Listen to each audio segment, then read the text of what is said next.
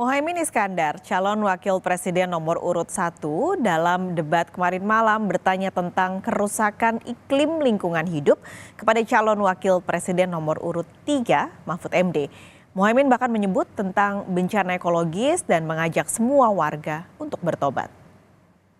Bahwa kita saksikan hari ini, 9 tahun terakhir ini ya, kerusakan iklim, lingkungan hidup yang mengkhawatirkan, kemudian bencana ekologis, banjir, longsor, dan berbagai keadaan sulit lainnya terjadi.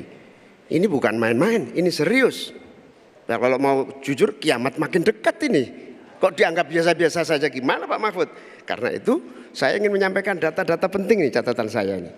Konflik agraria semakin banyak dan tidak diatasi. Petani kita semakin kurang memiliki hak atas akses lahan. Bahkan banyak yang masih 17 juta di bawah setengah hektar. Ini bukan soal nakut-nakuti, ini fakta yang harus kita atasi. Bagaimana menurut Pak Mahfud? Apakah ini kesalahan visi atau kesalahan kepemimpinan? Itu ada undang-undang yang menyatakan bahwa tanah-tanah milik masyarakat adat itu supaya diberikan ke masyarakat adat.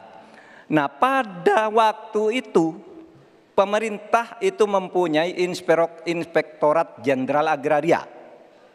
Inspektorat Jenderal Agraria ini mengeluarkan KINAK namanya, Keputusan Inspektur Agraria, yang menyatakan bahwa tanah adat milik si A si B diberikan kepada masyarakat adat, kepada pemilik masing-masing.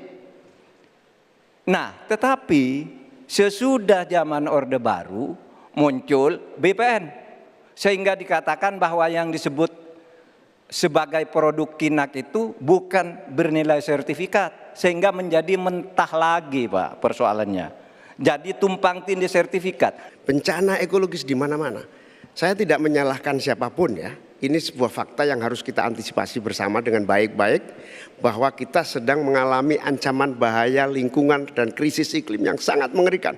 Panas global yang masuk kepada bagian dari mengakibatkan petani kita gagal panen, gagal tanam, dan seterusnya menjadi masalah. Saya hanya mengajak Pak Prabowo, Pak Gibran, Pak Mahfud, Pak Ganjar, saya, Mas Anies, dan siapapun untuk kita sama-sama tobat ekologis, memperbaiki ke depan menjadi lebih baik lagi. Setuju, karena yang diusulkan Pak Muhaimin tentang lembaga reforma agraria itu memang menjadi salah satu bagian dari misi kami pada tahun ini.